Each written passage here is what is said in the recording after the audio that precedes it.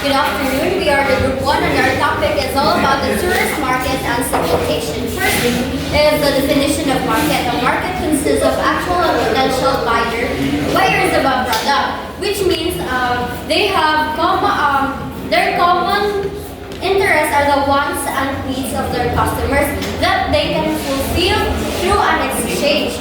So in marketing, it also includes individuals who purchase a product or services. In tourism market, business do not cater to everyone, but naa sila gi-focus nga mga specific peoples which they include their needs and preference. So there are three steps in target marketing. These are the market segmentation, market targeting, and market positioning. Ang market segmentation, mono siya nag-divide sa market to its distinct group, which means like nila gi-divide through age, gender, or ilang mga preferences. Next is the market targeting. These are they selecting the most suitable segments, which means nga ang ilahang kuan kay choose sila best group nga ilahang servan or ipili nila sa ilang target market. Next is the market positioning. Ang market positioning mo ni ang nagdala sa ilahang brand image or sila ang nag-create sa ilang brand image. Next is the marketing segmentation. Ang market segmentation kay maano to siya. So marketing segmentation defines as a crucial strategy in tourism. Mali ang nag-help sa business na makasabot to understand and categorize customers based on mga factors such as wants and desires, socio-economic status, age, and travel behavior. So, market segmentation is a process of dividing a market into groups of customers with shared characteristics or by its needs or wants. So, this helps the business target their products and marketing better to specific groups. So, for example, a clothing company might segment its market by age, style preference, or income level. So, the next is the characteristics of a market segment. First, it must be identifiable. So a market segment should be easy to pinpoint and target. You need to be able to find and reach the people within the segment. Second one, we have the cohesive. So it should consist of people who share similar needs, wants, and characteristics. This allows to more focused and effective marketing. The third one, we have measurable. It should be able to quantify the size and spending power of a market segment. This helps you to understand the segment potential and value. The fourth one is accessible. The segment can be easily reached through marketing efforts. The fifth one is substantial. So the fifth one is substantial. The segment is large enough or has high spending power to make a significant impact. Last one is actionable. The company has the resources and the commitment to effectively target the segment. And market segmentation can be done in various ways. Here are the common variables used in segmenting consumer markets. First one is geographic, like the region, city, and climate. Second is demographic, like the age, income, and education, occupation, like that. Third one is psychographic, personality, values, interests, lifestyle. And the fourth one is behavioral, purchasing habits, and user status, loyalty, like that. And these variables help businesses identify specific groups of customers with similar needs and characteristics, enabling targeted marketing strategies. So the first variable being the geographic divides consumers based on their location, including their nations, states, regions, cities, according to Cutler on 2010. So examples of this geographic segmentation is the Philippines Travel Exchange, where the Department of Tourism analyzes the top tourism markets and identifies emerging markets to attract new visitors. The second variable of market segmentation is the demographic segmentation, where according to Cutler, this categorizes the consumers based on their age, their gender, their income, occupation, education, religion, and also their race. Here are the popular methods in tourism marketing. First one being the age and life cycle, where examples of this were retirees or older people prefer leisure trips, while younger travelers seek adventure or for fun traveling. Second will be the gender, where some travel experiences cater specifically to men and women, such as solo female travel or business travel for executive stages or men. Third one is the income and occupation, where high-income travelers prefer luxury experiences, while budget travelers look for affordable and enjoyable travel. Technographic segmentation, introduced by Cooper 2006. This segmentation focuses on technology usage in travel planning. The rise of the internet has created a digital divide between tech-savvy travelers and those who relate to traditional booking methods. Tech-savvy travelers use travel websites like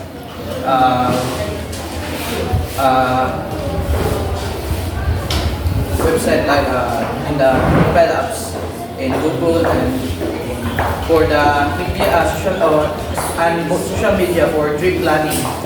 Traditional travelers prefer travel agent, print brochure, and word of mouth recommendation. 3. Customization and online engagement. Tech-based travel platforms personalize recommendation based on search behavior and personal bookings. So example, Google Travel use digital market and AI recommendation to attract tech-savvy travelers. And travel influencer and bloggers impact travel decisions through social media influencing younger generation. So, market targeting. Ang market targeting is various market segment opportunity available for a company. A careful assessment of this specific market segment will help the firm identify which one it should target. So, ang market segmentation is kanang mabahay nila ang group of people na kanang nahin mga technographical segmentation, kanang demographic or others market strategy segmentation. So, according to Cutler, there are three factors to consider in evaluating which segment should be targeted. So, first is segment size, which refers to the current sales volume, growth rate, and high profit margin. Second is attractiveness, refers to the potential impact of the segment to the company. One that is not saturated and has few adversive competitors would be structurally attractive. And lastly, company objective and availability of resources. It refers to the main reasons for these positions, making the available resources the company will use to make the objective a reality. Kung magkano target marketing, usually silang pantanawan, segment size and attractiveness and company objective and ability of resources. And the next is market positioning. Market positioning is a process of developing a competitive identity for a product and creating an effective marketing mix.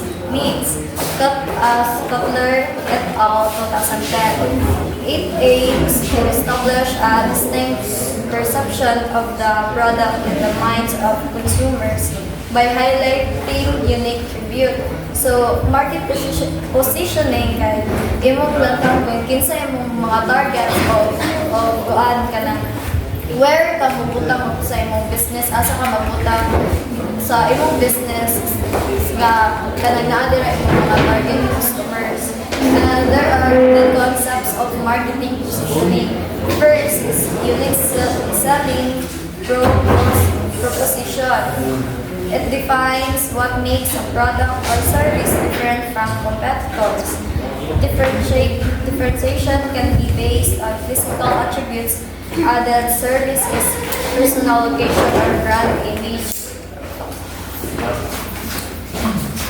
The second key concept of marketing position is competitive advantage.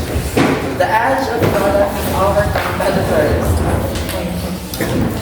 and achieved by offering lower price or better benefits that justify a higher price. For example, is kananakay edge sa imong product is like nailabaw sa imong product sa laing nga product.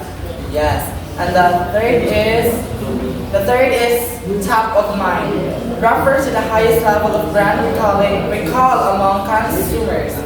The ultimate goal is when a brand becomes synonymous with a product category. For example is kanang matatak sa utok sa customer like Pampers. It's a brand name but it's not a brand. It's a brand name pero ang brand siya is diaper. So matatak siya sa utok sa kanang consumers nga wala na siya kuan like another is kanang Colgate. Diba? Ang kuan siya sa Colgate is toothpaste and Colgate is a brand. So yes. And some positioning strategies including the following.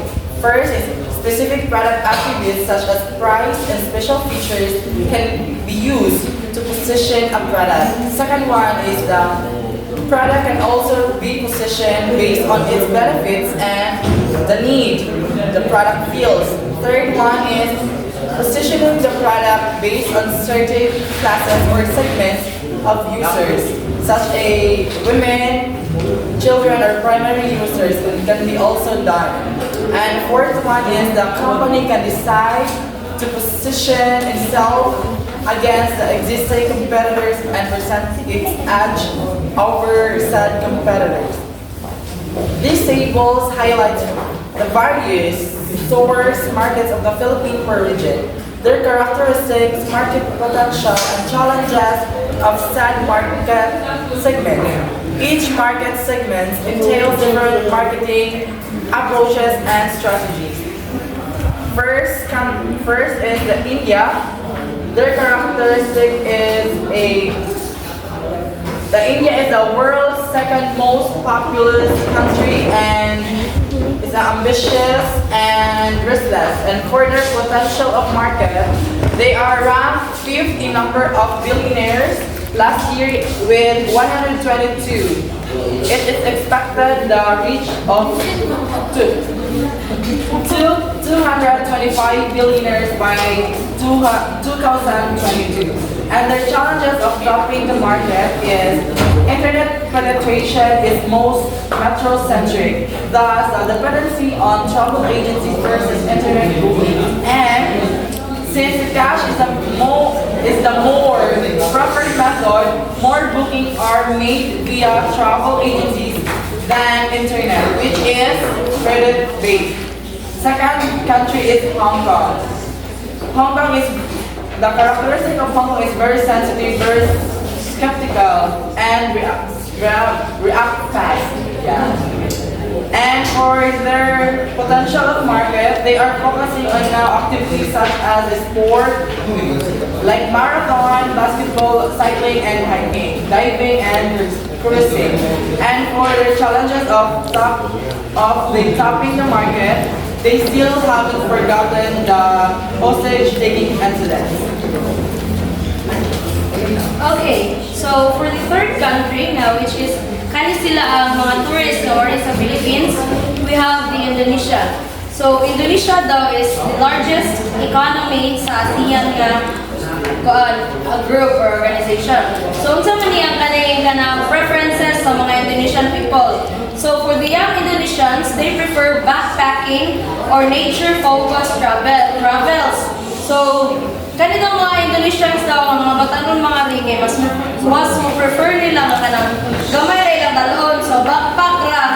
And they tend to focus more on nature nga kanang mga tourism. And they also prefer mga kuana 2 to 4 nights nga kanang magstay ari sa Philippines. Their market characteristic is for the kuana sila kani middle income, mo ni sila ang mga sakto-sakto lang ang income is 61% sa ilang kuan kanang population. And then for those with high income within their economy, their society is that 17% lang. So kung mo travel diri sa Philippines, there is no travel tax upon exit. Then since no, ang Indonesian is a very diverse culture and nature wonder attract nga gid sila nga tourists. So they really like kaning nature focus nga mga tourisms. And for the challenges nga kaning mga na-face with Indonesians and nga mga rin sa Philippines is that low direct ang flights between sa Indonesia and Philippines. So not always available ang flight nga gikan sa Indonesia to Philippines or vice versa. They also prefer kanang travel agents instead of mag-book sila independently.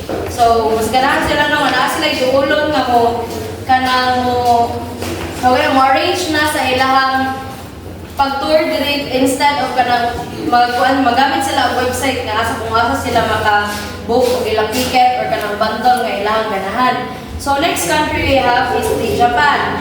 So Japan as a tourist market is that they prefer short haul trips to the Philippines. So kay duol ra man ang Philippines na kung mugikan mo sa Japan, padong diri sa Philippines is 4 hours lang. And also, Japanese people is very frugal, so they value money. So kung manglaag sila, kay kuan dyan na, dapat tipid dyan na ilahang magasto or kanang kuan magani reasonable ilahang magasto sa ilahang na experience or napalit. So for their market characteristic, Japanese people travel patterns are shifting from west to east. So they sa kuan po sa nag-increase po ang flight daw gikan sa Japan padung dire. So as time goes on, there are more Japanese people coming here to enjoy ang kaning mga tourist spots na to, tourist mga activities. And Japanese people arrives in the Philippines have been growing steadily. So Philippines is a top ESL or English as a second language destination in Asia. Since Japanese people is as we know, kanang kuan, dili kayo sila bansay mo story of English, however they can understand. Mao na ganahan po sila mo sa Philippines kay para kung dili man gani kay bawo mag-Japanese ang mga tao, pwede ra sila mag-English or magamit sila translator na English kay makasabot naman ang Pinoy. So dili ra kayo grabe ang kanang communication nila nga lisod. And then the next country we have is South Korea. So as we know, South Koreans are a very large population na tourist na to diri sa Philippines. So since ang ganitong Koreans daw ilang travel preferences kay daghan naman daw sila og kanang knowledge o experience as travelers kay as you can see kung tanaw din nato ang kaning kalibutan is makabantay jud ta Koreans kay bisag asa ra jud sila. So they are kanang bansay na gani sila kay naanad na sila but they like to travel to other places. And also mag-travel po sila sa Philippines para sa ilang mines. So as we know, mines is for their meeting, incentives, conferences, and events. So mag-travel sila diri for travel businesses since uban po Koreans is magkuan kanang magtukod diri og business. So mag-travel din sila from their home country to here. And then, they prefer quality over quantity if mag-purchase sila. They are activity-based nga kaning tourist. And then last is we have the Vietnam. Vietnamese, kaning mga younger generations sa Vietnamese prefer short-haul independent travel. So dool sa mga mga Japanese. However, mas ganahan po sila daw nga independent travel nga bububuko lang sad. For the middle-age travelers kanang mga Vietnamese, mas ganahan sila og mga package nga tour. Kaya since kanang dili na kayo hassle kay naandam na tanan sa package. And then for this kaning ginatawag ito nga proud travelers or kaning mga successful na kayo mga travelers ba kay ganahan sila mo travel sila kay kana gani para ma-appreciate sila o ma-recognize.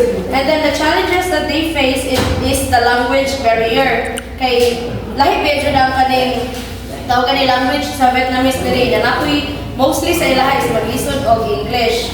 So each market has unique characteristic requiring customized marketing approaches. So ang common threads gino sa kasagaran sa kaning mga countries nga ato ang kaning mga ipang-discuss is that most of them is kana mag-prefer of short haul trip.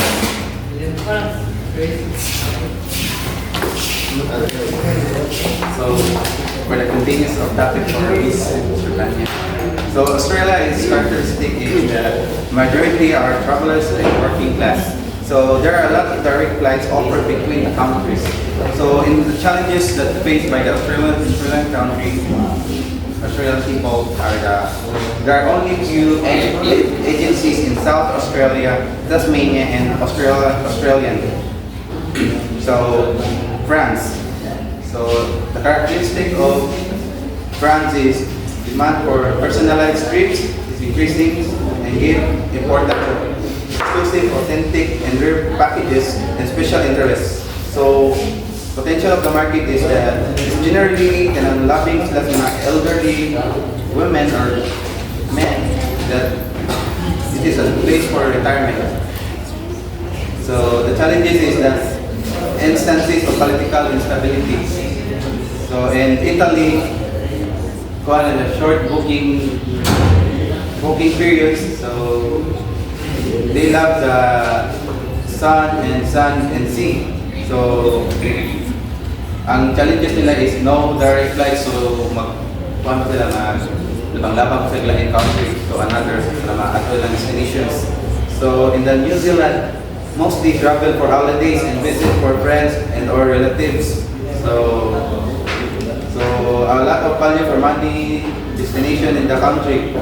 So ang ilang challenges is that it is raining from June to September, their peak months for traveling. So Russia, give trust partner to and don't accept mistakes. And so the challenges is the difficulty in speaking. So they have their own languages. Ilisod po sila katunan nilang mga languages. And kita po, ilisod po kagkaroon sila. So for the USA is mostly mga Americans makita din sa itong Philippines. So they prefer sa mga beach destination and steadily increase over the past 10 years. And the challenges is that community-based tourism should be developed to cater to adventure tourists as more US travelers are interested in experiencing social cultures through assimilation. So there are types of market. The first is the family market. The family market includes households where multiple family members are purchasing decisions, typically for products like groceries, home goods, clothing, and family entertainment. So, mo din sa mga marketing targets kay mo din nila ang gituan nga focus sila sa value, convenience, and sa family-oriented products. Family often have higher disposable income due to multiple income sources and emotional appeals in market emphasizing safety, security, and the positive family experience. Second is the senior market. The senior market focuses on products and services designed for the adults ages 60 and above. So addressing their unique needs in areas like health, mobility, and comfort. This includes health-related products such as supplements, mobility aids, and medical services, as well as assigned living options and retirement planning. The rest will be discussed by moving on to youth market. So it is a desire for unique experiences to shape self-identity, and it is fueled by several factors including increased education, budget availability, and the rise of low-cost travel options.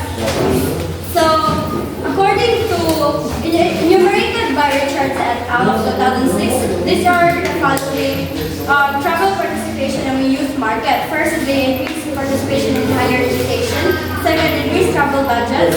Three, work and travel combinations. Fourth, the rise of low-cost budget airlines. Fifth, shorter employment contracts leading to significant gaps in employment.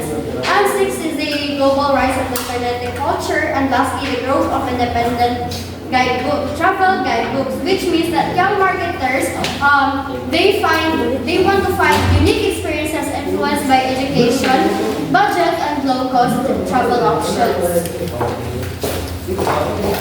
So, lastly, we have MICE. So, MICE is an acronym for meetings, incentives, conferences, and exhibitions. So, it's a term used in hospitality industry to describe a segment of business, travel that focuses on corporate events. So, MICE is known as the significant contributor to the global economy because it generates revenue from event planning, accommodation, transportation, and other related services. So, our main purpose at MICE is to bring together professionals, promote new ideas, and foster connections. So that's all. Thank you.